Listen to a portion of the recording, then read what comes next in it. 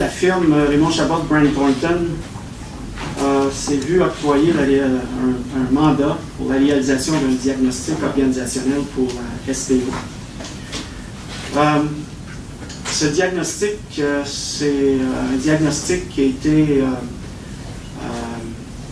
un engagement du conseil d'administration et c'est un mandat qui a été donné à la direction générale. Je voudrais souligner qu'à la STO, c'est la première fois de toute l'histoire de la STO qu'un diagnostic organisationnel en profondeur de cette nature-là, qui fouille de fond en comble dans l'organisation de façon systématique, et j'oserais même dire avec une approche scientifique, est utilisée pour l'ensemble de l'organisation.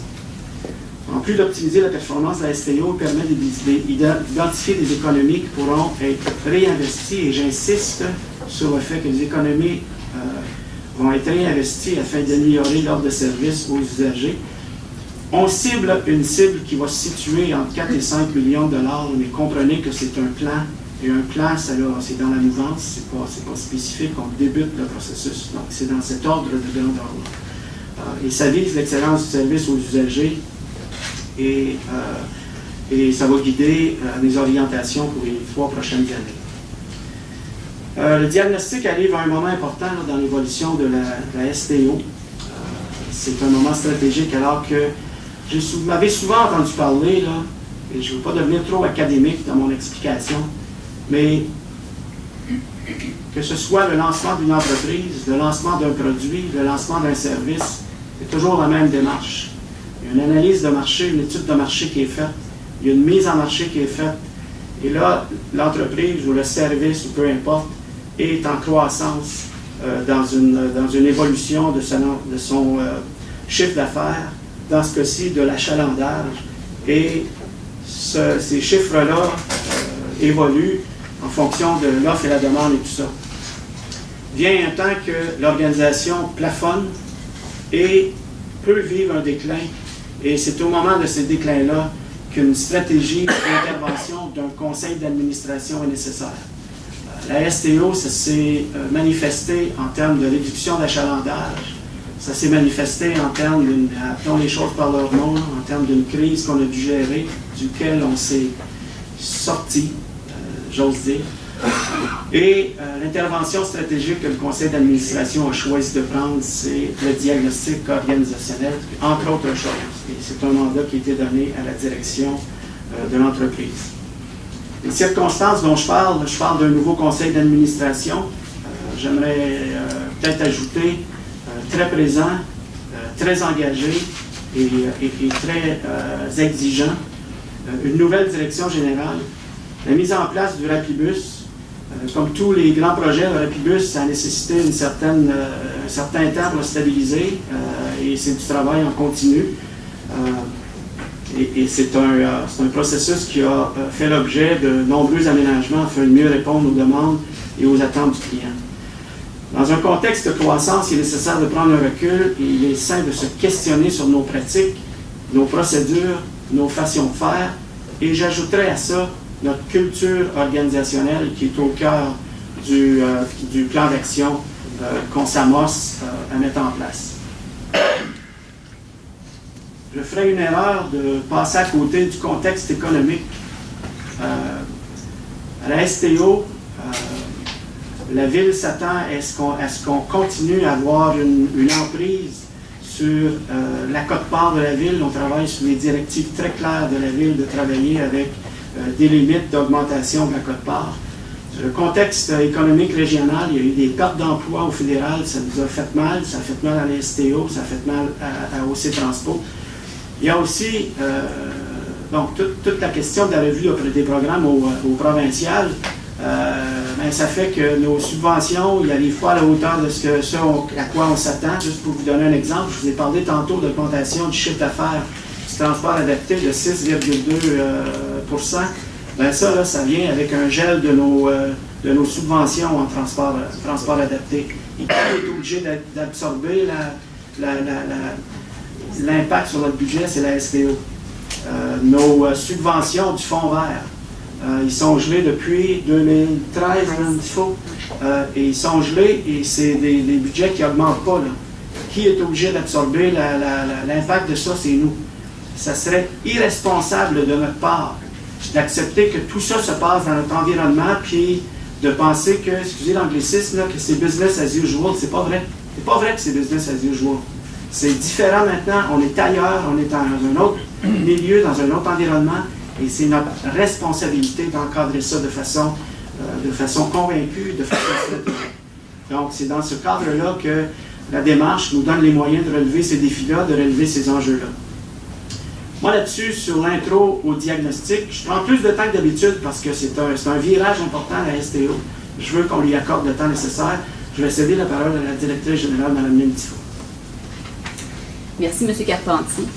D'abord, je dois dire que de notre côté, nous recevons très positivement ce diagnostic qui doit nous permettre une plus grande performance. Donc, en quelques mots, nous prenons aujourd'hui, suite à cette présentation, plusieurs engagements, dont celui de déployer une approche client qui soit à la hauteur des attentes. Donc, encore plus que dans le passé, nous souhaitons mettre le client au centre de nos préoccupations en mettant en place une structure organisationnelle qui soit plus efficiente, qui diminue le travail en silo, qui propose une approche intégrée de la valorisation du client. Notre objectif est de faire du transport public un moyen de transport envisagé pour sa qualité. Cet objectif est possible grâce à un dialogue constant avec nos clients, à la mise en place d'actions correctives nécessaires à l'amélioration des services. Par exemple, au travers de multiples formes d'enquête, nous serons à l'écoute de nos clients et de leurs expériences qui permettent la priorisation des points d'amélioration à entreprendre. Je pense entre autres au lancement de panels d'usagers. Nous serons à même de pouvoir mettre en œuvre une véritable démarche qualité. Nous prenons un engagement de révision de nos façons de faire afin de dégager une marge financière qui nous permette notre croissance à venir. L'évolution de notre croissance et sa pérennité passe par une augmentation de l'offre de transport, bien entendu, de la fréquentation et des recettes de notre réseau, ainsi que par une optimisation économique des moyens mis en œuvre, donc une maîtrise de nos coûts, et par l'adoption d'une culture de performance, une culture axée davantage sur la mesure. Nous nous engageons à demeurer compétitifs et innovateurs. Donc, pour atteindre cet objectif, la STO a notamment initié, en 2014, une démarche visant à accentuer encore ses performances en matière de gestion en se dotant d'un système d'intelligence d'affaires avec pour intention de développer, entre autres, de nouveaux tableaux de bord permettant un suivi plus performant des performances de la société en mettant en œuvre d'éventuelles mesures correctrices. Donc, à toutes ces actions s'ajoute la volonté forte du conseil d'administration et de l'équipe de la direction de la STO de continuer de maintenir notre réputation d'innovation qui a fait de la société de transport une pionnière dans de nombreux domaines dans le passé au niveau technique et qui est une source de fierté pour l'ensemble des employés. Enfin, nous allons prendre grand soin de la dynamique patronale syndicale. C'est un des leviers garants de la croissance de la STO pour une mobilisation de l'ensemble des personnels sur les objectifs poursuivis. Cela passe par une compréhension mutuelle des grands enjeux pour la société et le respect des rôles et responsabilités de chacun. Cela nécessite une communication permanente et un dialogue constructif, loin des clivages habituels et dans le respect de chacune des parties. Nous sommes prêts à relever ces défis et remercions les membres du conseil d'administration de leur confiance et de leur support dans ce changement. Alors, merci. Merci, Mme Tifo. Je tiens à souligner l'engagement de tous les employés de la STO dans l'exercice. Pas facile ce qu'on fait là, c'est inquiétant. Il y a du monde qui se questionne, ça déstabilise. Il va falloir se rouler les manches ensemble, se serrer la main, puis regarder en avant.